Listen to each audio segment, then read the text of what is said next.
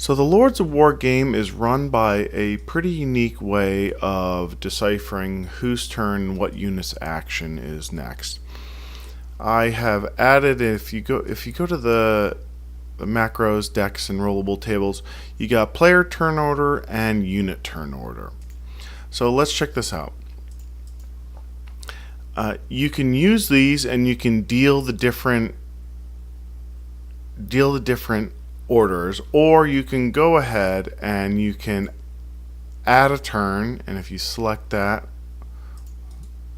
you can add a turn. Now in this case I've already added the turn, and you can select, say, melee and do turn order, and it rolls it for you, and there you go, you got a 5. And you can go to this and you can do turn order, and there you go, you got a different number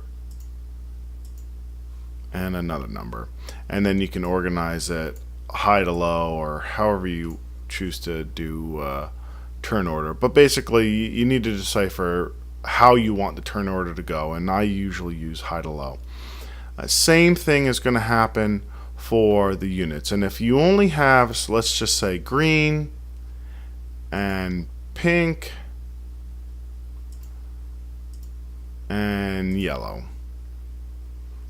in that case you can delete the rest of them and you're going to go high to low again. And so in this particular case you're going to have pink, green, and then yellow, and the rest of them you can delete. And then of course you'll have to go back in your next game and you'll add the turn depending on how many players that you have. So in this case your mystics are going to go first, then pink will go, green will go, yellow will go. After that's all done, your ranged will go second, and it'll go pink, green, and yellow. And then your melee will go, all melee units, pink, green, yellow. If you don't have a melee unit, or if you don't have a ranged or mystic, you skip that particular color's turn. So if pink has no mystics, you skip down to green. And so what this does is it actually keeps the game going unit by unit and player by player very quickly.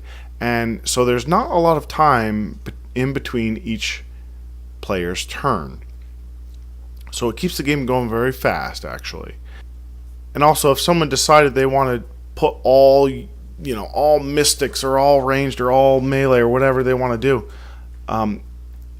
it's kind of a gamble because they don't get to play on the entire turn of whatever unit they want. So this does have a big effect. Now, once you've gone through, in this case, the mystic, ranged, and melee, once you've gone through that, the round is over, and then you do any victory clocks that you need to handle.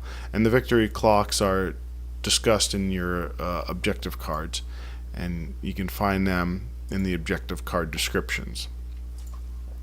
So once you've gone through mystic, ranged, melee, or some variation of that, the round is over. Alright, and then if you want, you can continue playing in that same fashion, and that's perfectly acceptable. Or you can go back and you can re-roll the turn order. And